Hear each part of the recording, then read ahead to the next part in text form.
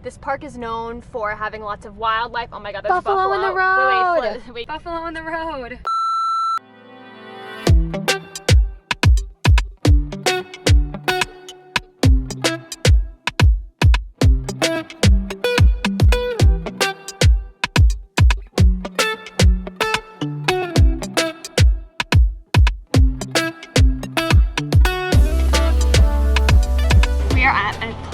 Called Harriet and Oak. It's a little cute cafe that we found in Rapid City with great vegan options. So we got like this veggie sandwich that looks really good, and I'm so hungry, so I'm so excited to try it.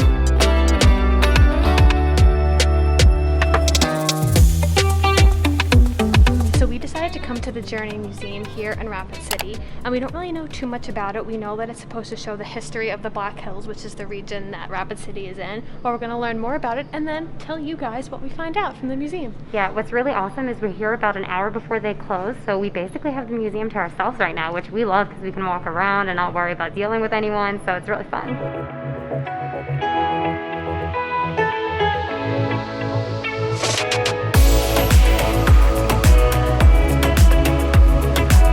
So we just finished up at the Journey Museum. I actually thought it was really interesting. It gave a lot of history of this area, the Black Hills, and it really did do justice to the Native Americans who were originally here, which was called the Lakota Sioux tribe. I believe I'm saying that correctly.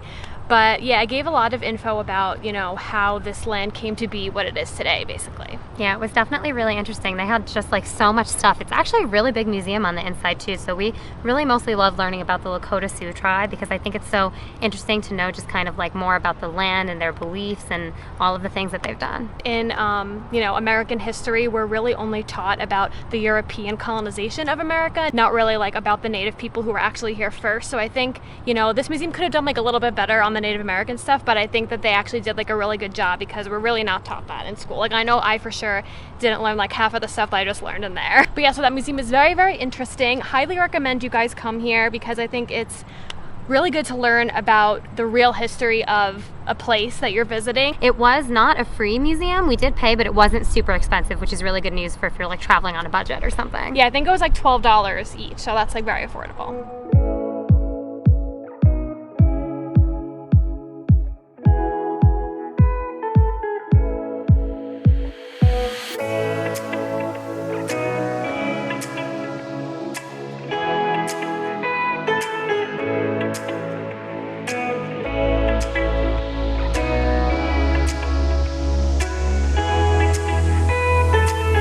Gabby and I are in Custer State Park right now, which is a state park in South Dakota known for its wildlife. The wildlife just like live naturally here, and we are literally in the middle of the street and there are buffalo on both sides of us. It is like the most amazing thing ever. Yeah, like herds and herds and herds, like hundreds of them. I don't know about you guys, but I love animals. Gabby loves animals, and we are so excited. There's one that's just like staring at us right now. Literally staring at us. Oh my god, they're like walking. Yeah, we wanted to come here so bad. We really wanted to.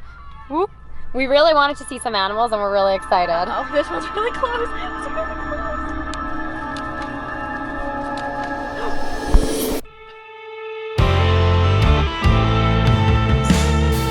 Look at all of these buffalo. This is the coolest thing ever. There's a baby buffalo. Hi, baby buffalo. Hi, baby buffalo.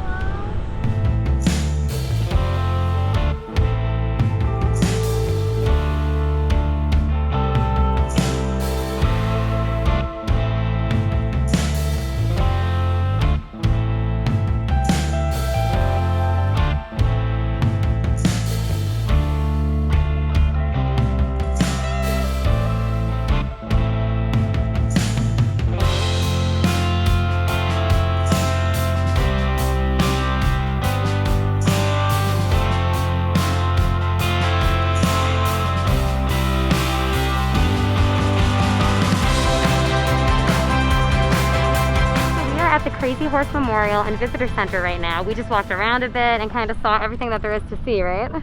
Yeah, we were exploring, and what we really like about the Crazy Horse Memorial is that all the money actually goes to Native American communities. While we were in there, we also learned a lot more about who Crazy Horse was during his lifetime. He was basically a really important leader for his people. So if you're ever visiting the Rapid City area of South Dakota, we highly recommend that you come to the Crazy Horse Museum because it's so informative, and the money that you pay when you enter and a lot of the money that you pay when you buy any souvenirs or anything goes to support local Native American communities, which is so awesome.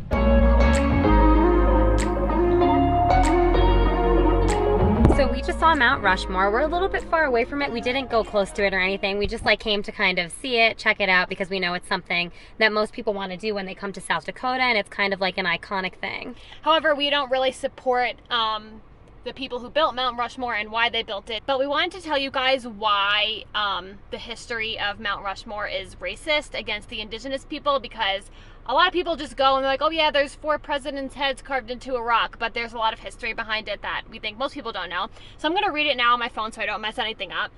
So before the presidents' faces were carved into Mount Rushmore, the rocks were called the 6 Grandfathers, which are part of the Black Hills, aka the area that we are in right now in South Dakota. And it belonged to the Lakota tribe, but the U.S. government seized this land illegally in 1877, which we also learned in the Journey Museum as well. And the reason why the American government seized the land is because gold had been discovered there, so this was during the gold rush. And the carving of Mount Rushmore took place in the 1920s, and it was funded in part by the Ku Klux Klan. So clearly, there's a lot of things going on with Mount Rushmore that are not okay, and we don't think a lot of people know about it because we actually didn't really know about it until we started researching for this trip. So please make sure that if you go see Mount Rushmore that you know the real history of it, because we are not taught this in school. We had to find this on Google, and yeah, just make sure that you know what is really going on here, because we don't think that's okay. Yeah, and definitely, I mean, Shannon and I have been talking a lot about how a lot of American history when you grow up here is really glossed over. So it's not like none of those details are given to you in school. And if you want to know some of this information, you have to look it up on your own. And I think when you're visiting certain places, it's really important to respect the history of what happened and know what it's standing for. I know we feel the same about the situation, we're stuck inside a game. So we are leaving South Dakota today. We're going to Wyoming next. So Gabby, what did you think about South Dakota? I really liked South Dakota. I mean, it was really cool. There's a lot to do here and a lot of nature. I mean, we definitely saw a lot of people not exactly wearing their masks, but we stayed really safe. So, I mean, it just shows you that even if other people aren't being safe, you still can. I think the reason why there was so many people here, which is one of the reasons why I think we saw a lot of crowds and people not wearing masks, is that there's a motorcycle rally called Sturgis here this weekend. We did not know that when we booked this trip because we had never heard of Sturgis before. Ever. We had never heard of it ever before. And then once we were here, we were like, well, this is a thing, isn't it? So apparently it's a huge motorcycle rally that even though it's the pandemic, they are still having. So there was lots of crowds of people, which we just avoided. Anytime we saw a crowd, we were like, peace out, not going there. Yeah, and in our car, we would see 45 motorbikes pass us in every 45, direction. we probably saw No, hundreds. in a minute. In 1 minute, we'd be like, oh my God, they're all here. So it was really funny. And I think actually kind of cool for us to sort of see in our car. Yeah.